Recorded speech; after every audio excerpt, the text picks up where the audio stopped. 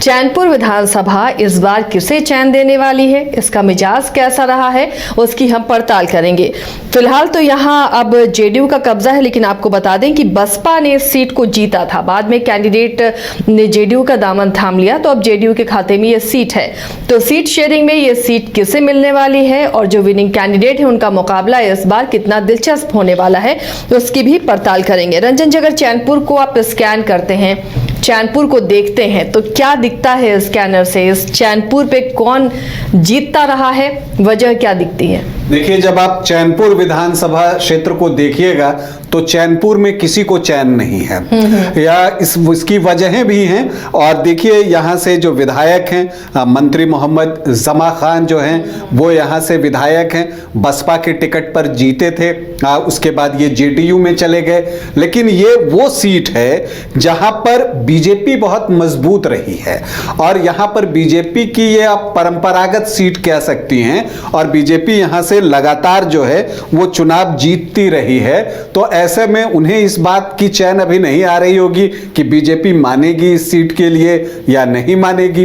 जो बीजेपी के प्रत्याशी हैं उनको भी चैन नहीं है, क्योंकि जमा खान जो है वो जेडीयू में शामिल हो गए हैं, अब मंत्री भी हैं। तो उनको ये लगता है कि चूंकि वो मंत्री भी हैं तो हो सकता है कि ये सीट जो है जेडीयू लड़ने के लिए मांग ले। और अगर आप नीतीश कुमार को देखें तो नीतीश कुमार इस तरह से ये सीट जो है वो जाने नहीं देंगे, तो उनको भी चैन नहीं है। जो कांग्रेस से पिछली बार चुनाव लड़े थे उनको भी चैन नहीं है, क्योंकि पिछली बार उनका प्रदर्शन बहुत निराशाजनक रहा था, तो उनको भी लग रहा होगा कि उनका टिकट तो गया। इसके अलावा कांग्रेस ही नहीं, चूंकि और भी आप राजद की बात कर लीजिए, उन्हें भी चैन नहीं है।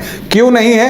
क्योंकि यहां पर जो मल्लाह वोटर्स हैं, जो बिंदु वोटर्स हैं, उनकी संख्या बहुत अच्छी है, तो इस सीट पर वीआईपी की भी नजर है। और ये चीज जो है तो कोई भी पार्टी कंफर्टेबल फील नहीं कर रही है फिलहाल, और इसीलिए आप कह सकते हैं कि यहां चैन अभी किसी को नहीं है। ये तो चुनाव के पहले की बात है। आमतौर पर जो चैन उड़ती है वो ड्यूरिंग इलेक्शन होती है, लेकिन फिलहाल यहां चुनाव से पहले ही लोगों का चैन जो है वो उड़ा हुआ है। अगर आप देखें चैनपुर विधानसभा क्षेत्र को, तो सासाराम लोकसभा क्षेत्र के अंतर्गत ये एक विधानसभा की सीट है। कैमूर जिले में ये सीट आती है, और यहां पर पहला चुनाव 1952 में हुआ था, और गुप्ता नाथ सिंह यहां के पहले विधायक बने थे। 1957 में जो है यहां पर चैनपुर के नाम से कोई चुनाव नहीं हुआ था, और तब भभुआ के नाम से चुनाव हुआ था, और 2 विधायक चुने गए थे। 1962 में चैनपुर जो है अनुसूचित जाति आरक्षित सीट के रूप में यहां पर चुनाव हुआ था, और फिर 1967 से यह सामान्य सीट के रूप में जो है अपना काम कर रहा है। अगर आप चैनपुर विधानसभा क्षेत्र को देखिए तो किसी एक पार्टी के लिए कोई सिग्निफिकेंट विक्ट्री नहीं है कि उसी का दबदबा है, बोलबाला है।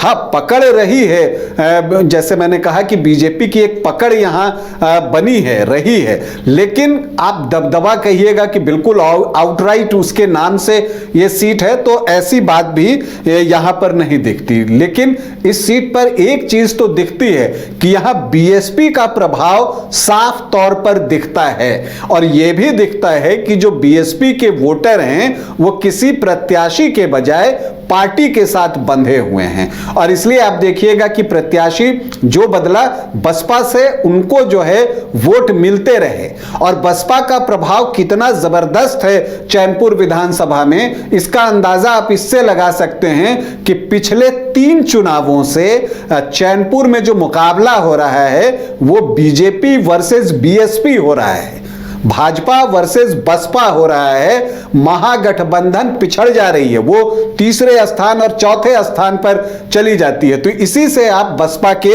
इंपैक्ट का यहां पर अंदाजा लगा सकती हैं। देखिए, चैनपुर ने पार्टियों के साथ साथ दमदार प्रत्याशियों का भी साथ दिया है। और यहां पर कुछ प्रत्याशी ऐसे हैं जो कई बार जीते, उनमें आप लालमुनि चौबे का नाम ले सकते हैं, जो बाद में बक्सर से बीजेपी के सांसद भी बने थे। लालमुनि चौबे यहां से 4 बार चुनाव जीते। महाबली सिंह का नाम ले सकते हैं, वो भी 4 बार यहां से चुनाव जीते। और जो बीजेपी से पिछला चुनाव लड़े थे बृज किशोर बिंद, वो भी यहां से 3 बार चुनाव जीत चुके हैं। तो ऐसा नहीं है कि यहां पर सिर्फ पार्टियों की पूछ है, व्यक्तियों की भी पूछ है। और व्यक्ति जो है इस तरह से रिपीट करते हुए दिखते हैं। अगर आप देखें कुल जो 17 चुनाव यहां पर चैनपुर विधानसभा के नाम से हुए हैं, उसमें से अगर आपको दिख रहा है तो 11 बार जो है इन्हीं तीनों की जीत दिख रही है। तो बाकी 6 अवसरों पर ही दूसरे प्रत्याशी जीते हैं। अगर हम पार्टियों की बात करें तो बीजेपी को यहां से 5 बार कामयाबी मिली है, तो कांग्रेस यहां से 4 बार चुनाव जीतने में सफल रही है और बीएसपी 3 बार इस सीट को जीती है। तो बीएसपी का प्रभाव बिल्कुल स्पष्ट रूप से जो है आपको दिखता है। और महाबली सिंह जिनकी की हम चर्चा कर रहे हैं कि वो 4 बार जीते हैं, तो वो 2 बार बसपा के टिकट पर चुनाव जीते हैं। यहां पर आरजेडी को यहां पर 2 बार सफलता मिली है। जनता पार्टी, भारतीय जनसंघ और प्रजा सोशलिस्ट पार्टी को भी एक बार इस सीट को जीतने का अवसर मिला है। तो अगर आप जनसंघ को बीजेपी की तरफ लेकर जाएं तो कुल 6 बार जो है आपको राइट विंग की तरफ ये विक्ट्री जो है वो दिखती है। अब अगर हम यहां के आखिरी 3 चुनावों की बात करें तो आपको दिखेगा कि यहां मल्टी कॉर्नर फाइट होती है। वजह भी बहुत साफ है, एक पक्ष बीजेपी, दूसरा पक्ष बीएसपी मायावती की पार्टी, तो नेचुरली तीसरा पक्ष जो महागठबंधन होता है वो एक पक्ष तो बनता ही बनता है। तो 2010 में दिलचस्प यह है कि उस समय डॉक्टर अजय आलोक जो अभी बीजेपी के प्रवक्ता हैं, वो यहां से चुनाव लड़े थे और उनको 32,930 वोट आए थे। और वो किस पार्टी के टिकट पर चुनाव लड़े थे? वो बीएसपी के टिकट पर चुनाव लड़े थे, बसपा के टिकट पर वो चुनाव लड़े थे। और उस समय उनके सामने उस समय के सिटिंग विधायक बृज किशोर बिंद थे जो बीजेपी के प्रत्याशी थे। मोहम्मद जमा खान जो थे उस वक्त कांग्रेस से प्रत्याशी थे और आरजेडी से धर्मेंद्र कुमार सिंह थे। तो अजय आलोक जो बीएसपी प्रत्याशी थे उनको 32,930 वोट 23.19%, बृज किशोर बिंद को 46,510 वोट मतलब कि 32.75% वोट और मोहम्मद जमा खान को 19,552 वोट मतलब 13.77% वोट और आरजेडी के धर्मेंद्र कुमार सिंह को आए 17,682 वोट मतलब कि 12.45% वोट। और तब जो समाजवादी के प्रत्याशी थे वो भी लगभग 5.25% वोट लाने में कामयाब हुए थे। तो एक यूपी का इंपैक्ट जो है इस सीट पर दिखता है। तो इस बहुकोणीय मुकाबले में बृज किशोर बिंद जिन्हें कि 32.75% वोट आए थे 13,580 वोटों से चुनाव जीतने में सफल रहे। 2015 में महागठबंधन बना, जेडीयू, आरजेडी और कांग्रेस एक साथ एक तरफ एक छाते के नीचे एक अम्ब्रेला के नीचे, और तब यह सीट जेडीयू को लड़ने के लिए दी गई और 4 बार के विधायक महाबली सिंह को जेडीयू ने चुनावी मैदान में उतारा। बीजेपी ने अपने सिटिंग विधायक बृज किशोर बिंद को ही टिकट दिया तो जमा खान ने अपना पाला बदला और कांग्रेस से निकलकर वो बीएसपी के हाथी पर सवार हो गए। अब यहां पर जो मुकाबला होता है उसमें जमा खान जो कि बीएसपी के प्रत्याशी थे उनको 58,242 वोट आए मतलब 32.78% वोट। जो महाबली सिंह थे महागठबंधन के प्रत्याशी जेडीयू, आरजेडी, कांग्रेस तीनों साथ में उनको आए 30,287 वोट, मतलब 17.05% वोट। समाजवादी पार्टी के आलोक कुमार सिंह थे, जिनको 12,802 वोट आए, मतलब 7.21% वोट। और ब्रिज किशोर बिंद जो बीजेपी के प्रत्याशी थे, उनको आए 58,913 वोट, मतलब 33.16% वोट। तो यहां पर बीजेपी और बीएसपी के बीच जो मतों का अंतर रहा, वो रहा 671 वोटों का। और सिर्फ 671 वोटों से ब्रिज किशोर बिंद ये चुनाव जीतते हैं और उनकी जीत की हैट्रिक भी यहां पर लग जाती है।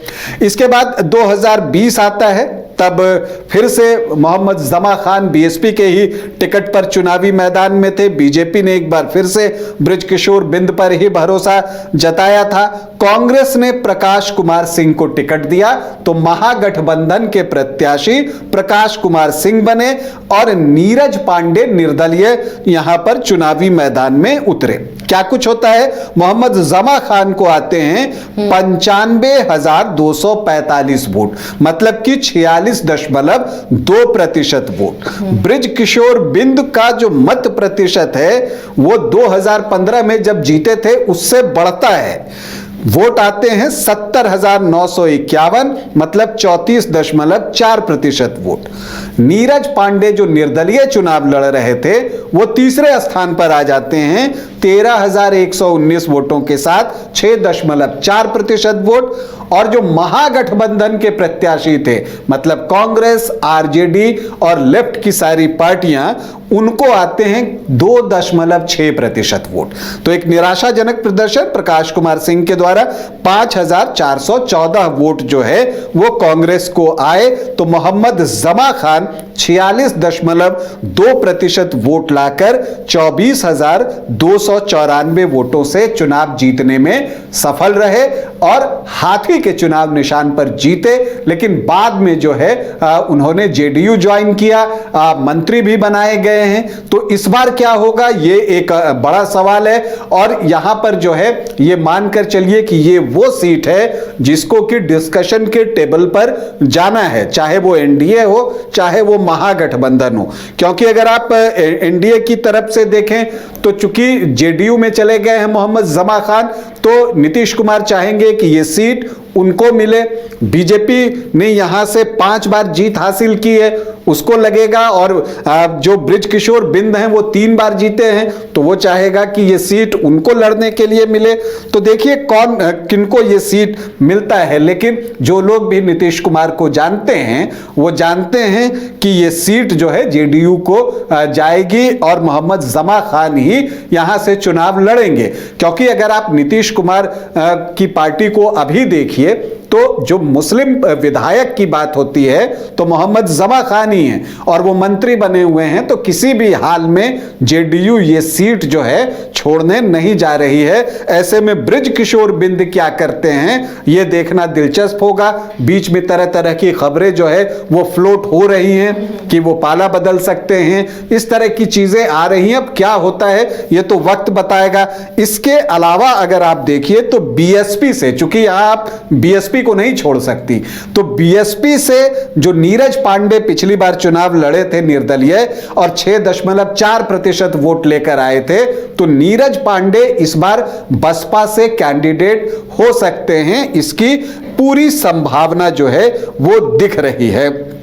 इसके अलावा कांग्रेस ने चूंकि निराशाजनक प्रदर्शन किया था, 2.6-2.5% वोट आए थे, लेकिन यहां पर अचला सिंह तैयारी कर रही हैं। जब कन्हैया कुमार ने भी जो यात्रा की थी उसमें भी वो साथ थी, सबका ध्यान उन्होंने खींचा, लगातार वो जनसंपर्क कर रही हैं। और ऐसे में कांग्रेस की तरफ से अचला सिंह जो है वो दावा ठोकते हुए दिख रही हैं। अब इसमें यह भी देखना है कि आरजेडी क्या कुछ करता है, या वो वेट एंड वॉच की स्थिति में है। ब्रिज किशोर बिंद पर उनकी नजर हो सकती है, लेकिन यहां वीआईपी का भी दावा है। और वीआईपी अगर महागठबंधन में रहता है तो जो उसके राज्य के अध्यक्ष हैं बाल गोविंद बिंद, वो यहां पर चुनाव लड़ने की तैयारी कर रहे हैं। तो हो सकता है कि ये सीट वीआईपी को लड़ने के लिए दी जाए महागठबंधन में, यदि वीआईपी महागठबंधन के साथ रहता है तो। अब यहां के जातीय समीकरण की अगर हम बात करें तो देखिए यहां पर एससी वोटर्स जो हैं वो 21% हैं, 21%, और जो अनुसूचित जनजाति के वोटर्स हैं उनकी भी संख्या यहां पर है 9.38%। तो एक सिग्निफिकेंट परसेंटेज जो है एसटी वोटर्स की भी है। यादव 9 से 10% हैं, और आप देखिएगा कि जो राजपूत हैं 4.5 से 5.5%, और ब्राह्मण जो है 7 से 8%, थोड़े बहुत कायस्थ हैं। तो ये जो सामान्य जाति के वोटर्स हैं वो 12 से 14% के बीच यहां पर हैं। जो कुशवाहा हैं वो 6 से 7%, कुर्मी 4 से 4.5%, तो कोयरी कुर्मी को अगर आप जोड़ दें तो ये 10 से 12% का आंकड़ा पहुंचता है। वैश्य 5.5 से 6% के आसपास है। तो यहां पर आपको एक चीज और भी जो दिख रहा है कि समीकरण बहुत उलझा हुआ है। किसी भी एक जाति का मत प्रतिशत इतना नहीं है कि वो अकेले जो है अपने कैंडिडेट को जिता दे, या जो ब्लॉक जो परंपरागत वोटर्स का होता है वो भी इतना मजबूत नहीं है। क्योंकि अगर आप यहां पर MY देखिए तो मुस्लिम 9.7% और यादव 9 से 10%, तो 19-20% से आप जीत हासिल नहीं कर सकते। अगर आप इधर देखिए तो सामान्य जाति 12-13%, और इधर आप लेकर आते हैं तो 24-30-32% का आंकड़ा ये पहुंचता है। इस पर भी आप जीत हासिल नहीं कर सकते। लेकिन यहां पर जैसा मैंने कहा बिंद, मल्लाह, वोट, केवट, ये वोटर्स जो हैं उनकी संख्या बहुत अच्छी है, 10 से 11% के आसपास उनका आंकड़ा है। लेकिन अकेले वो भी चुनाव नहीं जीत सकते। तो ऐसी परिस्थिति में यहां आपको जो है देखना पड़ेगा एससी वोटर्स की तरफ, और जो यहां अन्य अति पिछड़ी और पिछड़ी जातियां हैं उनकी संख्या यहां पर बहुत अच्छी है। तो एससी एसटी लगभग 30% से ज्यादा, और अन्य जो ओबीसी ईबीसी हैं उनको देखिए तो ये आंकड़ा लगभग 38 से 40% के आसपास पहुंचता है। तो इस 38 से 40% में बड़ा हिस्सा जो भी पार्टी निकाल लेगी चैनपुर में, उसे ही चैन आने वाली है, जीत उसी की होगी। तो ये चैनपुर का पूरा इतिहास है। अब चैनपुर को कौन फतह करता है इस बार, उस पर हमारी नज़र बनी रहेगी। बहुत दिलचस्प मुकाबला यहाँ पर भी होने वाला है। अब कौन किस पार्टी से चुनाव लड़ेगा, क्या मुकाबला आमने सामने का होगा या फिर त्रिकोणीय मुकाबला भी हो सकता है, ये आपको हम वक्त के साथ बताते रहेंगे।